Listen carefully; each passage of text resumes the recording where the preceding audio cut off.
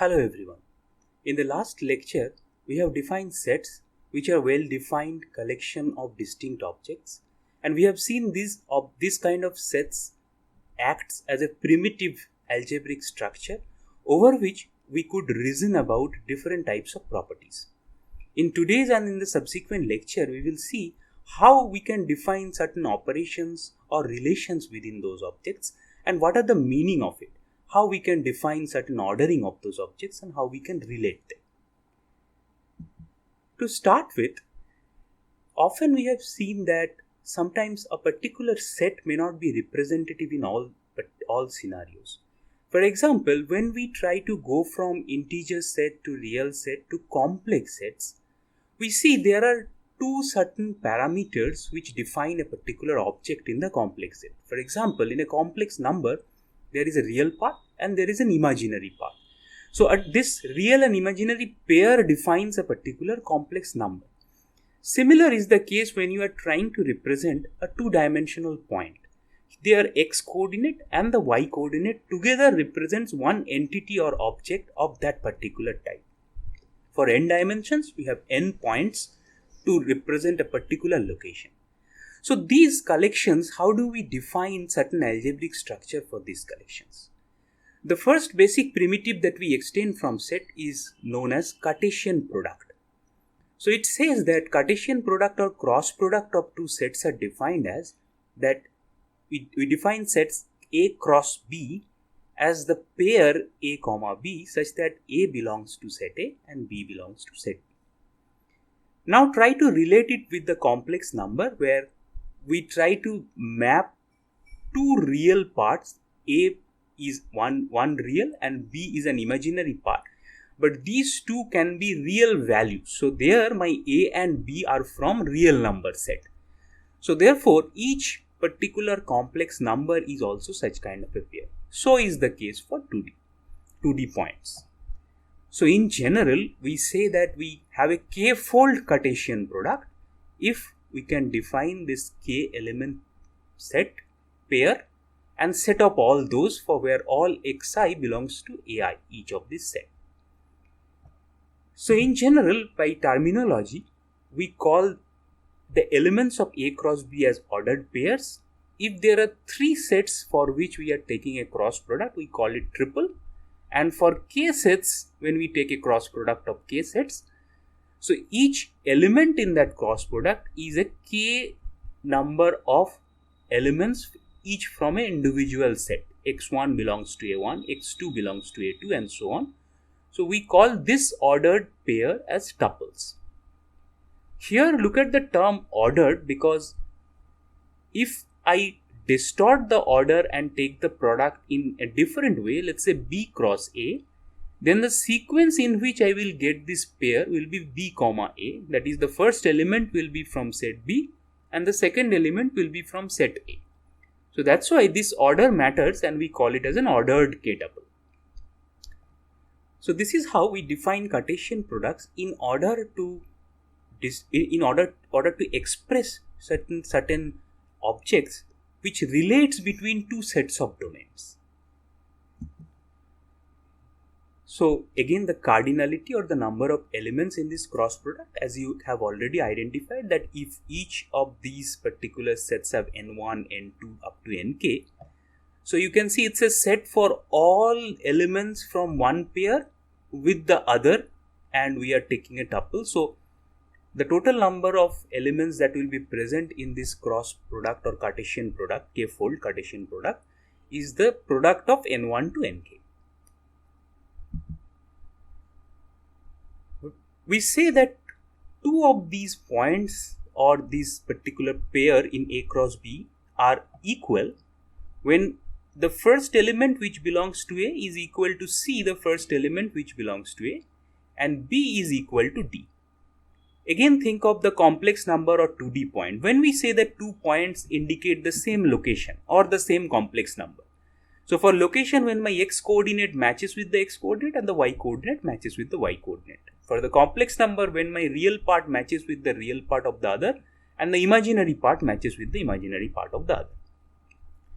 However, you can also notice that this is not the universal case, because it may so happen that my real part is more than the real part of some other complex number, whereas my imaginary part is less than the imaginary part of the other number. So can we then say that one complex number is more or one complex number is high than the other complex number, or a point where x coordinate is more, y coordinate is less than the other point? Can we do that? So which introduces certain kind of concept that where we cannot say that something follows other, or we cannot determine some kind of a total ordering of that. In this lecture and the next lecture, we will try to see that how such kind of Cartesian product and the relations that we are trying to define, how we can order them, how we can tell them that they are equivalent, they are equal, those points, and so on. So for that, this is a definition that we need in future, that two particular cross product terms are equal when each of the tuple entities are equal. For k tuples, each of the location of the tuple should be equal to the other. As I have already mentioned you that A cross B is not equal to B cross A, because the ordering matters, and to be equal we need every position of the tuple should match with every other position, whereas A cross B is an element from A comma an element from B. B cross A are the element from B followed by element of A. Let's say A and B, all elements are distinct and different, then these two you can obviously find out that they could not be equal, because all the elements will not be the same. Even if one element differs, I say that these two sets are not equal as per the equality of the set is concerned. However, you can see that the number of elements or the cardinality of A cross B is equal to B cross A, because it's just the cardinality of set A multiplied with cardinality of set B, and this is cardinality of A into B is same as cardinality of B into A. So the number of elements that we construct in each of these particular cross product sets would be the same. There are certain other properties that we may define over these Cartesian products. For example, if you take a Cartesian product over null set, so it means that you have pairs A cross null, there are no pairs in the other one set, then in the outcome you should not have any pairs. Let me illustrate it a bit more. We are only bothered of the pairs where A belongs to first set, B belongs to second set, as per the definition of Cartesian product. Now if one set is empty, we will not get such a pair at all, because there is no element in the second set, and as per the definition I need elements from both sets. So therefore this cross product is empty. Cross product is also distributive over intersection. So you can easily say that, however, as we have proved in our previous class, that if a element x comma y belongs to this, that means x belongs to A and your y belongs to B intersection C, which means x belongs to A and y belongs to B and C, y belongs to C as well. So all of them are and, so therefore I can say x belongs to A and x belongs to B, and x belongs to A and x belongs to C. So therefore this follows. Similar for union case as well. So here, unlike the previous proofs that we have done, to prove this kind of a property, we start with x comma y, a pair belongs to this particular set because it's a cross product, so it is a pairs of all elements, and try to prove that x comma y also belongs to this and vice versa. So we will find some other properties like A intersection B cross C. Here also the cross can be distributed over intersection and cross can be distributed over union as well. So please ignore these two brackets, this is a mistake, after C here and after C here. If we take a symmetric difference of A minus B with a cross C, that is also can be distributed. So this is due to the fact that A minus B is basically A intersection B bar. So if you now take the similar kind of analogy that xy belongs to this, you will eventually find that xy belongs to this as well.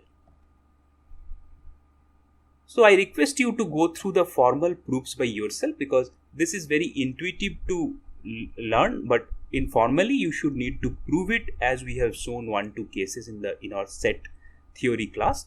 So you can prove it in the similar manner. With that background in our mind, let us now define what we call as relations.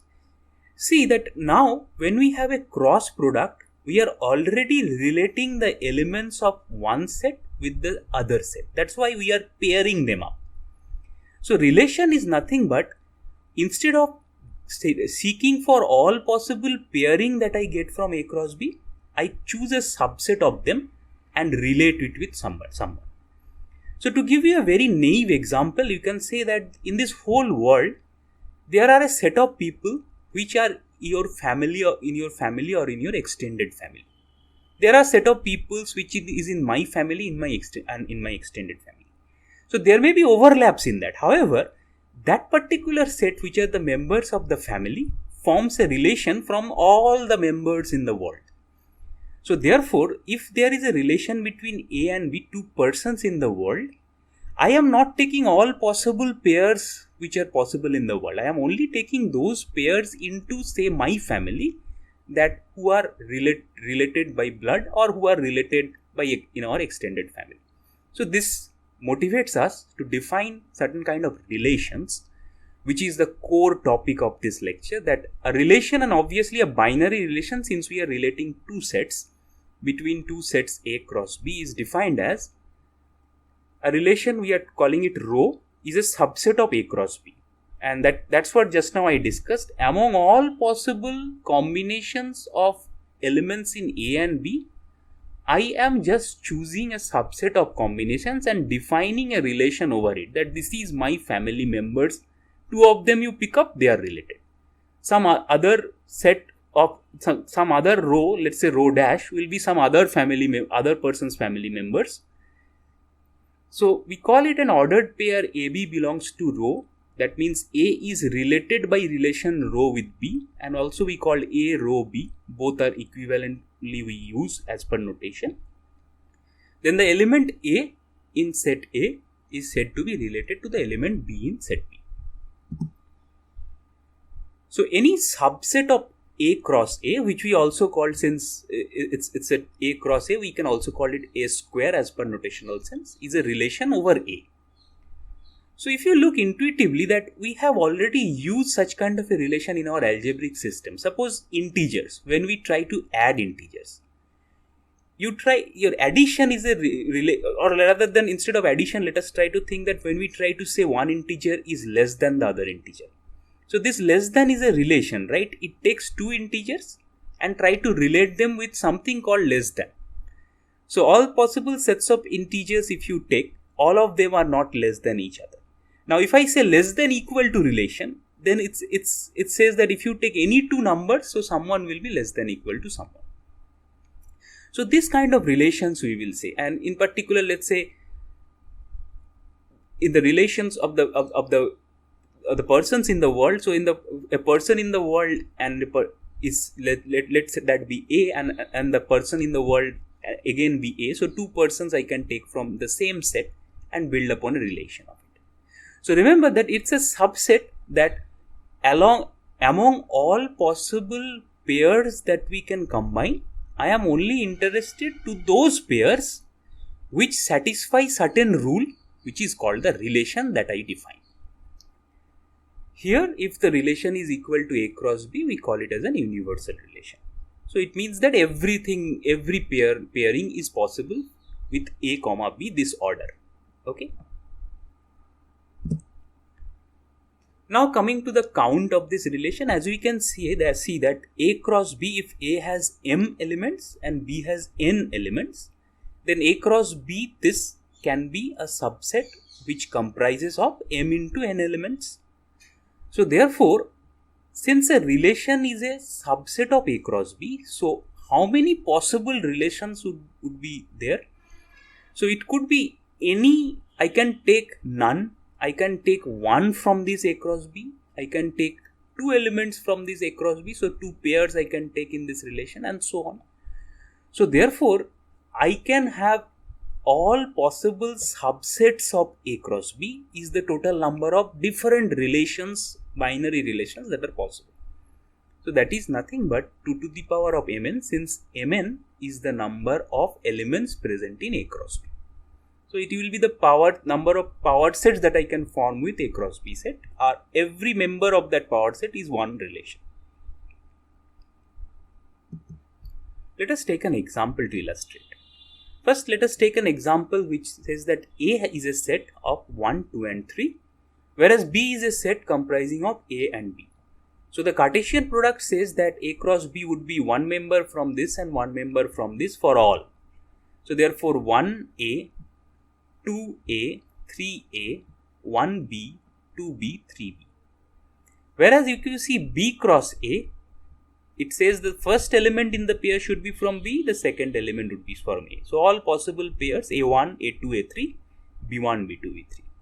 Now it is obvious that A cross B is not equal to B cross A if A is not equal to, even if A is equal to 1, for any value of A and B, it is not possible, because you cannot relate each pair with the other for the first position as well as the second position. So these two are not equal definitely. However, A cross B cardinality you can see 6, because 3 into 2 here, and B cross A is 2 into 3 will be the same. Now if I consider some relations, there would be 2 to the power 6 possible relations, because among these pairs I can choose 3 pair and form a relation, I can choose 4 pair and form a relation, I can choose nothing and say it's a null relation, I can choose everything and say it's a relation, because it should be a subset of A cross B. So therefore there are 2 to the power 6 possible subsets, hence 2 to the power 6 possible different relations, binary relations from in A cross B, relating A, the elements of A with the elements of B. Some relations could be, as I said, that we could have 3 members, we could have 4 members in the relation and choose it. Okay. The relation that we define is basically a rule which is valid over these pairs that I take. So one is related to A as per relation rho 1. Here 1 is related to B as per relation rho 1. Whereas here 3 is related to A as per relation rho 2, and so on.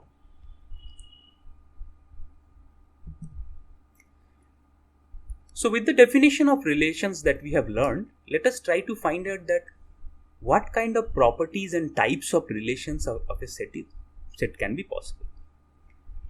So we define a relation over a set A, meaning that since you are defining the relations with the elements within set A, so you need to relate 2 elements of the same set.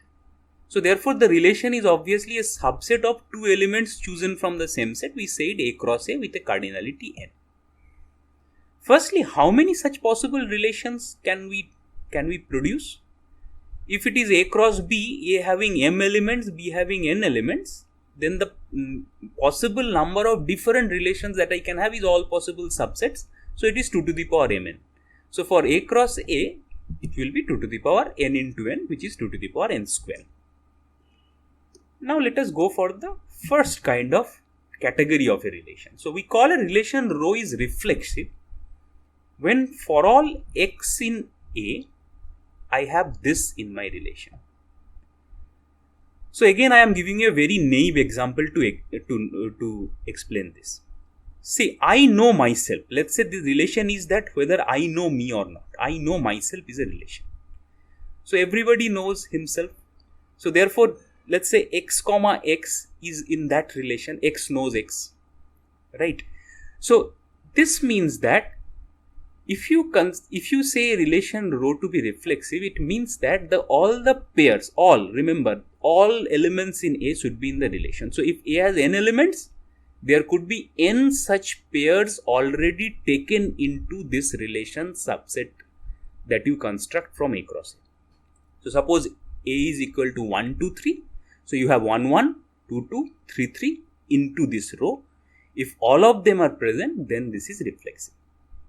The immediate question comes is that since we are already relating with the count, so how many such relations are possible? So I give you a number. Now, if you think carefully that a relation is basically any subset of A cross A. It could be of 3 members, it could be of 4 members, that is 4 pairs, it could be of 5 pairs, it could be of any number of pairs. So there are n square pairs, I could have nothing or I could have all n square pairs. But among them, to be reflexive, you have to take all the n pairs, 1, 1, 2, 2, 3, 3 and so on. So there are remaining n square minus n pairs which you can take or cannot take. There are two options. So all the relations that will be reflexive must have pairs 1, 1, 2, 2 up to nn. Now the remaining n square minus 2 pairs, since you have a choice that you could keep it inside the relation and you could not keep it as well. So there are total 2 to the power n square minus n number of reflexive relations possible in the set A with n elements. The second type of relation is symmetric. So I say that let two elements xy belong to set A.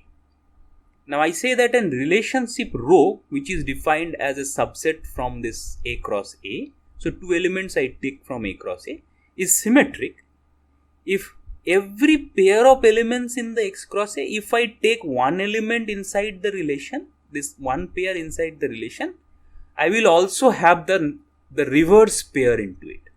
Remember, xy and yx are not equal, as I have already mentioned you. To be equal, x should be equal to y and y should be, so x should be equal to y so that these two are equal. But this is not the case for all different pair xy. So it means that, for example, again a naive example, let's say person X is a brother of person Y. So therefore this brother relationship, the reverse thing is also holds. So Y is also then a brother of X, maybe elder, maybe younger. I am not saying about the age, but I am saying X is a brother of Y. My relationship is brother, whether two elements are brothers or not.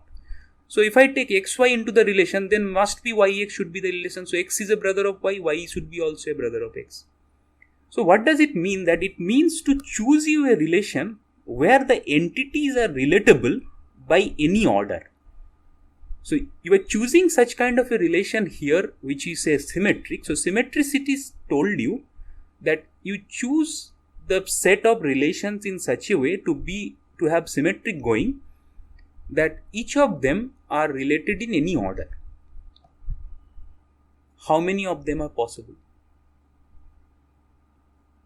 Let me give you the answer, which is 2 to the power n square plus n by 2. So see that how we shall count it. First of all, there are nc2 different pairs possible where these two are different. nc2 number of pairs are possible. And in this nc2 number of pairs, if you take one, you have to take the other pair. So nc2 pairs, if you take xy, you have to take yx. If you take xz, you have to take zx. And there remains that if you take x and x together, that one taking x and x means that you have to take the flipped relation also, right? So therefore there are nc2 plus n number of elements that some you can choose or not choose. So nc2 plus n number of elements you can choose or not choose. So therefore 2 to the power nc2 plus n gives rise to this formula. So to illustrate that, if you take xx, it is symmetric. If you take xy, it will be symmetric if you include yx. So how many such xy pairs can be possible? So these many choices you can take, that is nc2. And how many xx pairs are possible? That is n. So among these, you can take one or you cannot take one. So in this nc2, from nc2 pairs, if you take one, automatically I include the reverse part. That's why it is not n square, it is nc2, choosing. So the total count will be 2 to the power nc2 plus n, which is 2 to the power n square plus n by 2. So I define a relation rho to be transitive if there are three elements in set A over which I am forming the relation. For all three elements, I can define that x is related to y, y is related to z, so these two relations are present in my relation set, then xz relation should also be inside it. So that's why I call it transitive, that I could transit my relation over an intermediate point. So x is related to y is related to z, gives me the freedom to relate x with z as well. So that is the transitive relation. Just think of the less than relation. Let's say I choose a set and I define a relation that a number is less than other number. So if x is less than y is less than z, definitely x will be less than z. So the numbers inside this, the pairs inside this relations are connected with less than. So 1 is less than 9, 9 is less than 100, so 1 must be less than 100. So 1 and 100 should also be in. So this is what do we mean by transitive. Interestingly, if you try to look for how many number of such transitive relation possible, still it is an open problem, and there are no closed formula, just like the previous one for symmetric and reflexive. There are no closed formula till now which says that how many such transitive, only transitive if I try to count, how many such transitive relations, binary relations over set A can be possible. There is other type of relation which we call as antisymmetric. So antisymmetric relation, rho is said to be antisymmetric if for all xy, two different element in x, if in set A, if I take, if xy is inside that relation and yx is inside that relation, then x must be equal to y. So what does it mean? It means that either you take xx, you cannot take two different element inside the relation, because whenever you try to take two different element inside the relation and you try to relate it with the other way also, then it must be the case that all x and y are same. So reflexive gives us certain kind of property where to relate one element with that. Symmetric says that it's kind of a class where you are trying to say that the order of the relationship doesn't matter, only the property matters. So x is related to y immediately follows that the reverse thing also is true. Transitive says to transit or to transmit your relationship through a pivotal point or via other. Antisymmetric says that you can order your relation. Because let's say your x is related to y. So I say that I have an order going from x towards y. Just try to think of an arrow going from x towards y. The moment I take an arrow from y to x, I immediately say no, that you can only take if your x is equal to y. What does it signify? It signifies that I cannot order the elements in both ways. Either I say that your x should follow y, or I will say my y should follow x, but not both. When I say both will happen, that means you are doing with the same element. So that's why this particular property in the later part or in subsequent lectures, we will see that this property is very much needed to make the set of elements follow some order. The immediate question now comes is that how many such antisymmetric relations possible? Let me give you the answer first, then let us think of reasoning it out. See, what happens here? What you cannot take xy and yx together when your x and y are different.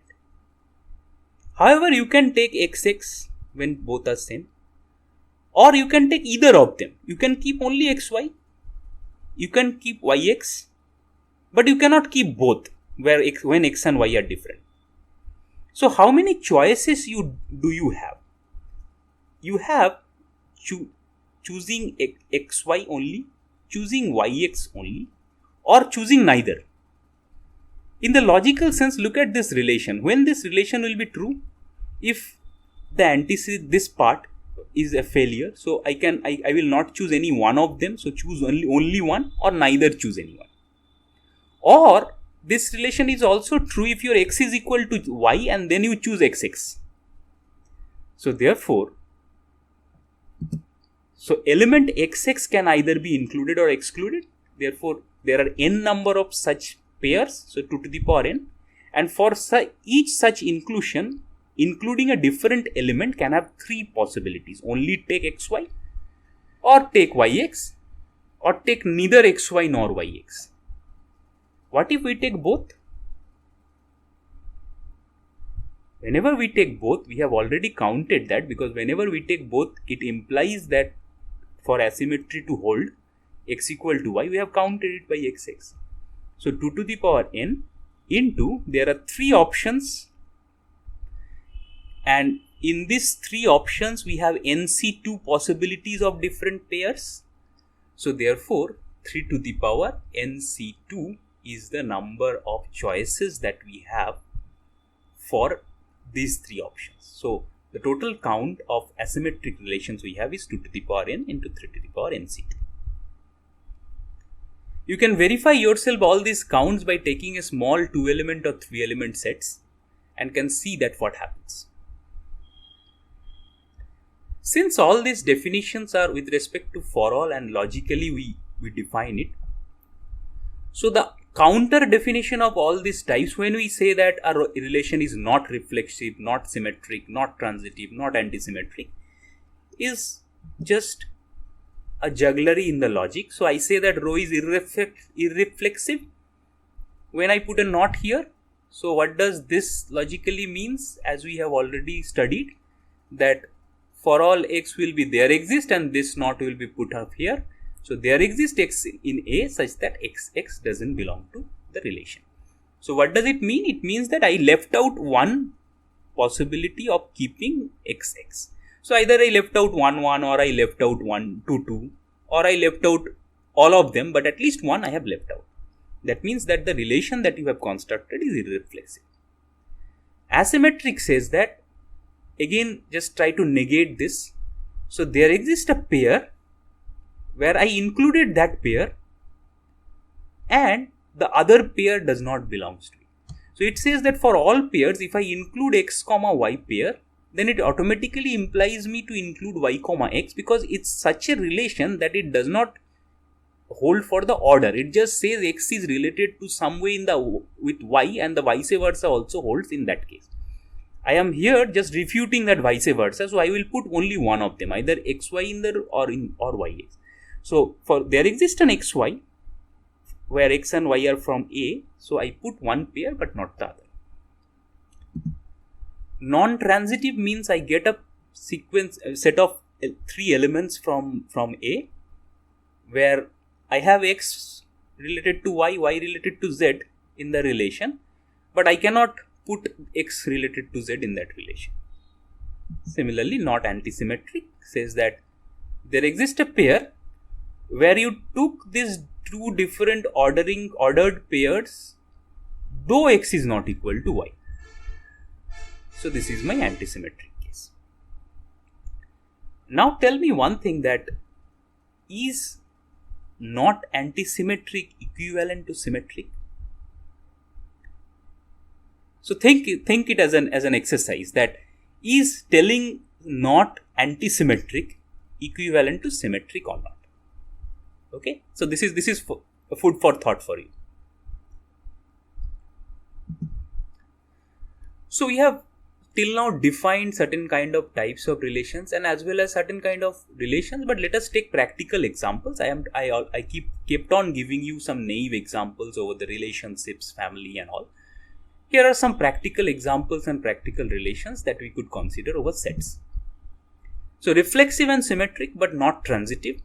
Check out this relation over the set of integers, where I take a pair in the relation when the multiplication of that pair is greater than equal to 0.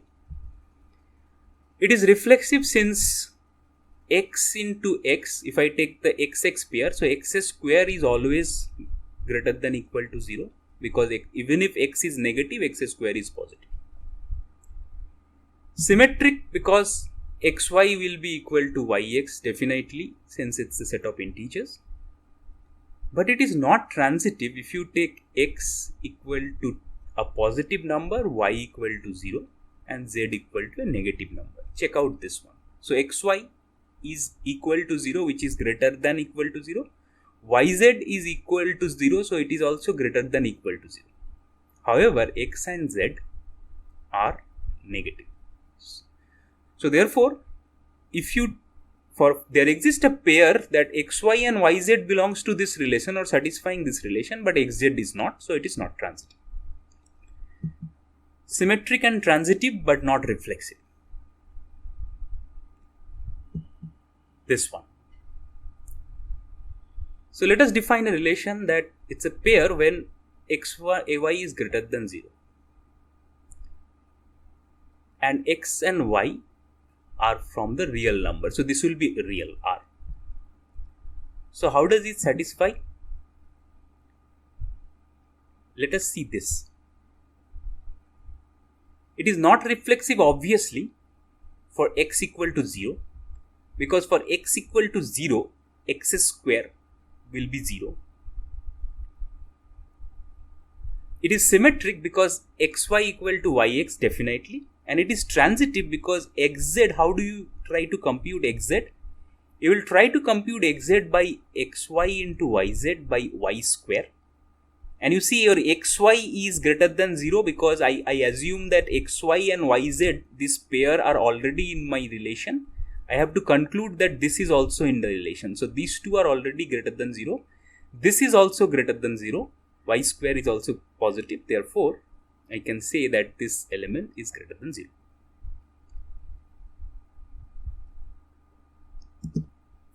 Reflexive and transitive but not symmetric, and you will see that you have to give such an example which also follows that it is anti-symmetric but not symmetric. Here we go. If we say less than equal to relation, it is reflexive because X is less than equal to X, definitely true.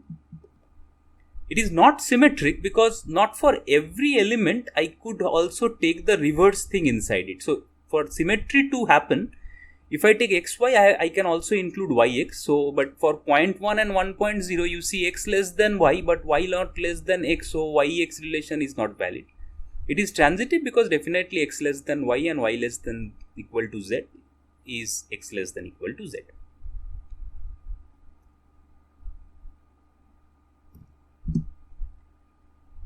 Not reflexive, not symmetric, not transitive, not antisymmetric. This one. Please check. If I try to relate two elements where one element or the later element is equal to the first element plus 1, y equal to x plus 1. So why it is not reflexive? If you try to relate two elements, x equal to x plus 1, not the case. Not symmetric because if you take x equal to y plus 1, y is not equal to x plus 1, or rather if you include xy, then y is related as x plus 1. And if you try to include, the symmetry says then you have to include yx too, but if you include yx, then your x is equal to y plus 1. This is false because in y is equal to x plus 1 means x equal to y minus 1. Not transitive because you cannot form a z equal to x plus 1 because z will be equal to y plus 1 to include yz, and to include xy, your y will be x plus 1, so it will finally be z equal to x plus 2, which does not satisfy. So this relation says that it does not satisfy reflexive, symmetric, transitive and antisymmetric, any one. So such a way you can also think of different kinds of practical relations that you encountered and try to see whether it's symmetric, it's transitive, it's reflexive or not. Only one property, if only reflexive, check this one. A person A knows person B. So a person A knows person A.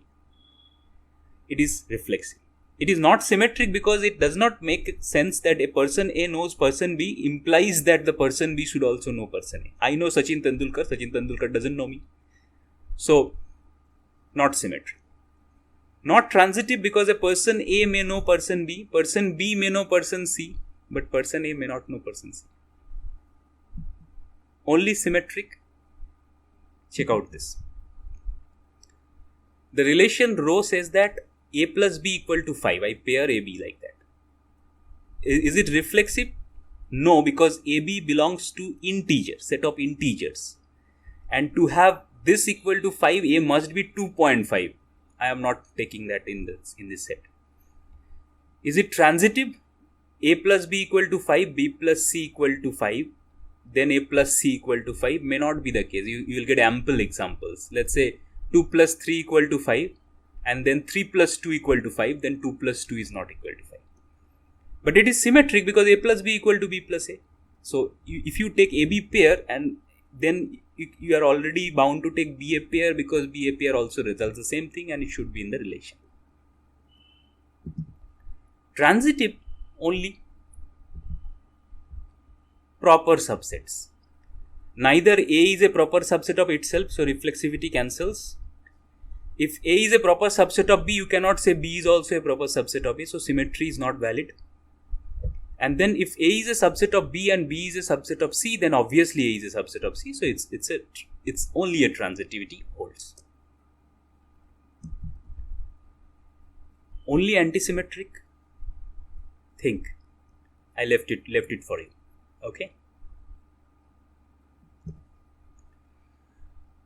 So with reflexive, symmetric and transitive and antisymmetric these definitions, now we shall see that practically where do we imply such kind of properties or types of relations in the algebraic structure of system.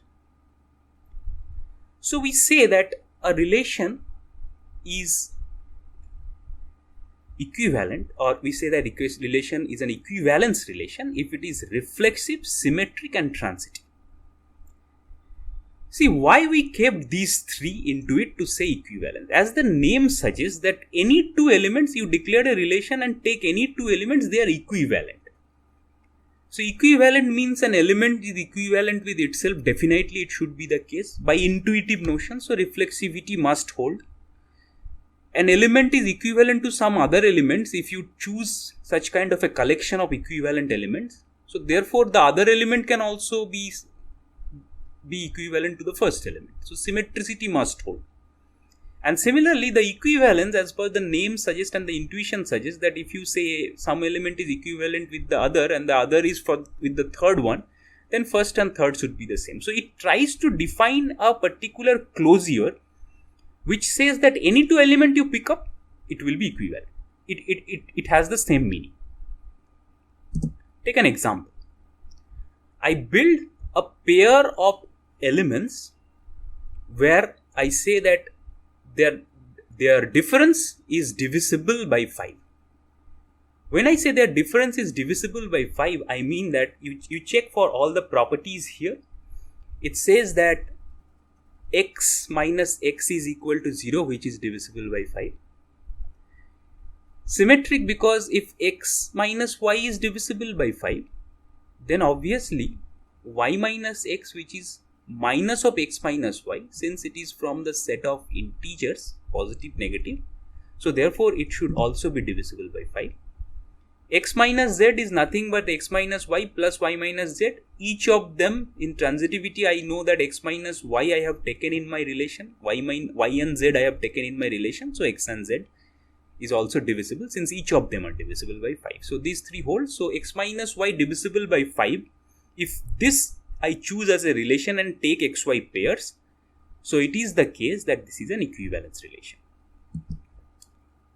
Now comes a very interesting observation, that in symmetry we are saying that if I take xy pair into my relation, I will also take yx pair inside my relation. So my transitivity says if I take xy pair and yx pair, then I am bound to take xx pair, because by transitivity, if these two pairs are present, then xx pair will also be present.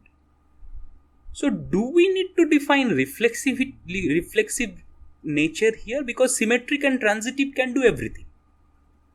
Where is the fallacy? That why we are calling that an equivalence relation is such that we are defining it as symmetric, transitive as well as reflexive should hold. The reason is, know that this symmetric and transitive does not mean reflexive always, because reflexive does not need anyone else in the set. So it can only do it by saying that for all x I do not need any y. You see that if I eliminate the reflexive nature and take it from symmetry and transitivity, I need to have another element associated with x. That may not be possible. So something can be reflexive without any need of any other element. So every element is related to that element itself. So therefore it does not automatically guarantee that symmetric and transitive will imply reflexive definition. As you can easily understand that when we say the notion of equivalence, as I have already explained you, that reflexive, symmetric and transitive says it's a closure, it's a set of closed objects where every pair you take it, they are equivalent, means they can be relatable by this relation in any order, first one with second one with first one, this way. So therefore it forms certain kind of clusters or classes which we call as equivalence class. If rho is an equivalence relation on A, then for each y, for each element y, remember, the equivalence class I denote by this is equal to all the elements such that these elements are equal. So what does this signify? That I will get a class where I could say that I could define that class within third brackets and any member could be a representative, because if xy is present, then yx is also will be present in this class due to symmetry. So I can say this is also x third bracket. So all the members could be a representative and could be denoted by this, and all of them forms an equivalence class. So all the elements are equivalent inside that set. Let me give you an example to clear. The same example, for the clarity to write it everything, I said it divisible by 3 instead of 5. So see all this, so x and y belongs to set of integers, positive, negative as well as 0. So what are my equivalence class? 0. So which of the elements are related to 0? 0 itself, minus 3, minus 6 and so on. Because these elements gives rise to 0 as a remainder when we divide by 3.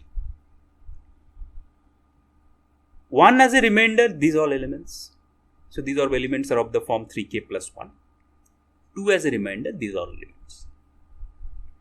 So now see one thing, that can an element here, let's say plus 3 is related to an element 4? No, because x minus y should be divisible by 3. So 4 minus 3 is not divisible by 3.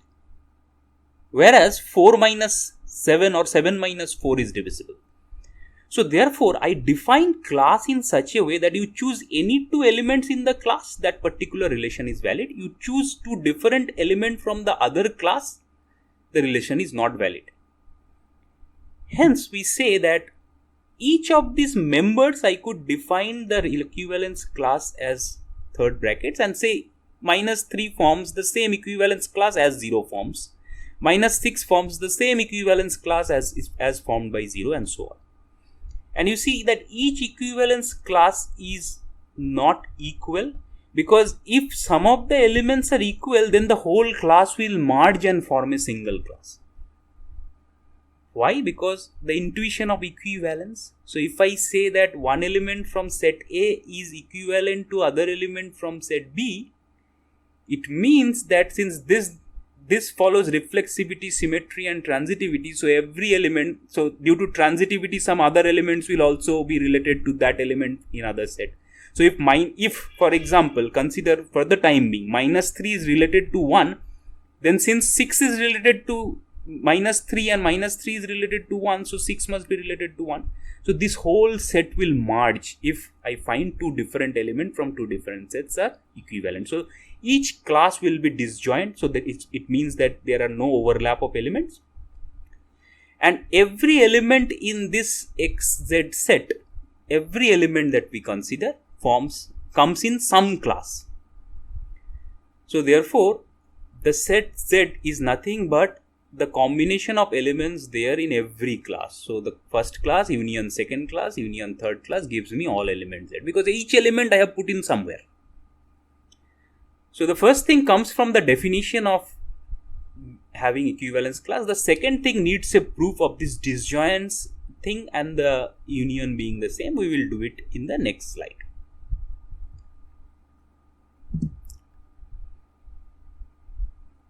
So let us consider a theorem which says that rho forms an equivalence relation on A and xy belongs to A, then x itself is a member of the equivalence class I represented by x. Any element is a member of itself. Example, you have seen here that this class is 0, this member is there. That's why I can say that this particular equivalence class can be represented by any representative elements as my level. Why this is the case? See the definition. I say that an equivalence class y is all the element x such that xy are relevant. So if an element y belongs to y, then yy from the definition yy should be in the relation, and an equivalence relation already says that it is reflexive, so this property holds. So if rho is an equivalence relation, therefore xx should belong to rho and xx should belong to rho. By definition says x should belong to the equivalence class x. Very trivial one. Let us take the second one. There is if and only if. So I double if, it means if and only if. So both direction we need to prove. Let us try to prove the first direction, the if part. That if xy is in forms an element in the equivalence relation, then these two classes are equivalent. As we intuitively discussed in the earlier slide, that two elements, if I can form that they are equivalent, then they belong to same class. Why that is the case? So I am assuming xy belongs to rho. So to be, if I assume this, to prove these two classes are equivalent, so any element from this class, I have to show that that element also belongs to this class and vice versa. So first I took an element A from this class. This means, since this class is, by definition it means A comma x belongs to rho. See the definition again. This means x belongs to y means x comma y belongs to rho. The same thing I applied here. And as I have assumed xy belongs to rho, so this and this together says me ay belongs to rho, because this belongs to rho, this belongs to rho, rho is transitive, so a and y belongs to rho. So ay are related. Therefore, A belongs to Y. So, I started with A belongs to the class X. I formulated that if this is the case, then A belongs to class Y. As per the set definition, I can say that this equivalence class is a subset of the other equivalence class. Similar manner, you can just see the other direction is also true, that if B is a element in the equivalence class Y, by definition By belongs to rho. Now, By belongs to rho. By symmetry, I have xy belongs to rho can say me that yx also belongs to rho, because I have assumed this. So this will be true. And by belongs to rho. So by and yx both belongs to rho means bx belongs to rho. Transitivity. So B is a subset of this class as well. Therefore, I have started with B as a subset of Y. I reached B as a subset of X as well. So Y is a subset of X class. So I have proven that if xy belongs to rho, x and y are two elements from set A, then these two classes are equal. Now the only part, if these two classes are equal, then x and y should also be related. This is pretty simple, because to relate these two x and y, I know that x is itself a member of the class x. Now this class x is exactly equal to y. So I replace this class x with y. Now what does this mean? As per the definition, it means x comma y belongs to rho. Check again the definition. An element x belongs to y means x comma y. It says that x comma y to be inside rho. So when I get x comma y to be inside rho, x belongs to y, I get x comma y to be inside rho, and that is what I want to prove here. The opposite direction, that is given x class equal to y class, two elements x, y are related. The third one, the most interesting one.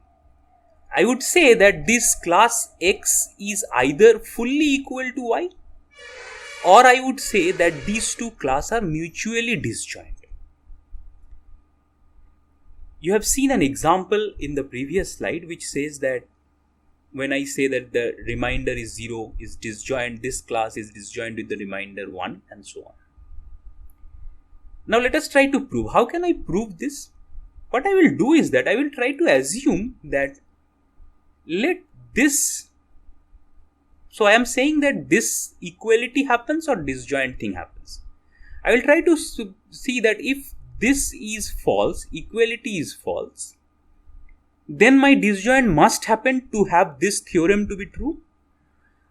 I will try to contradict that if my equality fails, as well as if I assume that disjoint doesn't hold, there is a common element between these two different classes. So equality fails means these classes are different, and I will assume there is a disjoint element. I lead to a contradiction. That will prove this third part of the theorem.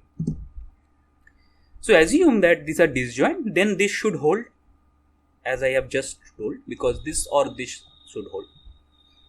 If otherwise, let us assume that this doesn't hold. That means there is an element x which belongs to both of them. If these are not disjoint mutually, there is a common element, which is u. Thus, u belongs to x. By symmetry, I can say xu belongs to rho. So, ux belongs to rho due to this formula, u belongs to x. So, xu also belongs to rho by symmetry. Now, u belongs to y2. So, I know that uy belongs to rho. So, this and these two using transitivity, xu and uy gives me xy belongs to rho. And xy belongs to rho gives me x equal to y, these two classes, because of I have already proven this using second proposition of the theorem. So, which gives me a contradiction that if either your two sets should be equal or it should be mutually disjoint. You cannot say my two sets are not equal even if they are mutually disjoint. So therefore it proves the third part of the theorem.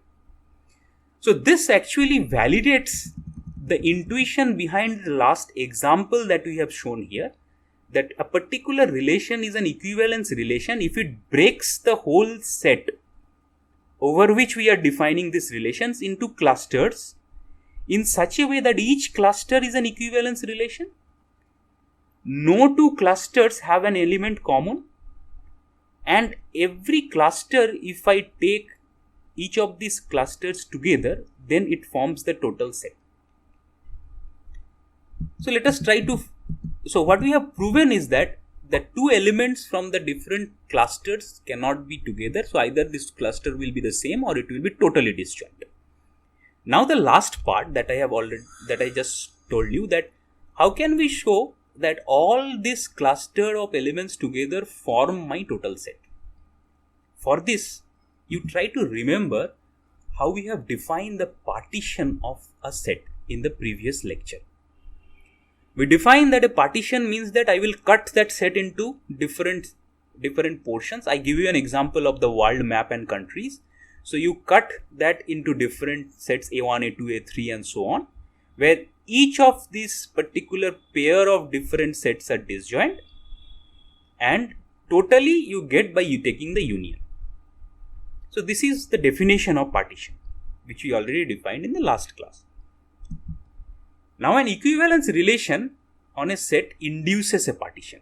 This will indeed prove whatever we are trying to say over that example. It will induce a partition. Disjoint as well as union becomes the whole Z. So this is very straightforward once you understand this theorem, because it follows from I and last one. Why? Because an equivalence relation, it says that it induces a partition. Disjoint we have proven by 3. Now I say every element belongs to a member of that particular element. So this proves the fact that if I have taken all the elements of A, I have put in somewhere in some equivalence class. And all those equivalence classes are disjoint. Therefore, all elements are present and they are disjoint. So disjoint is the partition last condition, and all elements are present if I take the union of equivalence class is the first condition. So any equivalence relation, by looking into I and III, these two parts of the previous theorem, directly gives me that it induces a partition. Finally, I leave it to you that to prove the opposite thing, that any partition, if I do it, that means I just cut a set which are mutually disjoint into mutually disjoint subsets, where if I take the union of the subset, I get the whole set back again. That is indeed an equivalence relation. So each of these classes that I form out of those partitions are in equivalence relation. So if you think a little, it's very straightforward to show. You just have to define that relation in such a way that two elements belong to the same set if they are related. And then you can easily prove all possible properties of the equivalence relation over there. So therefore, in today's class, we are trying to get to a point where still now we have seen that how do we relate two members of different sets or maybe the same set. What are the properties of them which qualifies to make it called as a reflexive, symmetric or transitive relation, and how with respect to that we can form classes or the relationship objects where the equivalence notion holds, that any two of them you take, intuitively they should be equivalent. So in the next class we will try to see that how we can improvise these notions and define different sets of definitions or different sets of relationships over this particular set and relations. Thank you.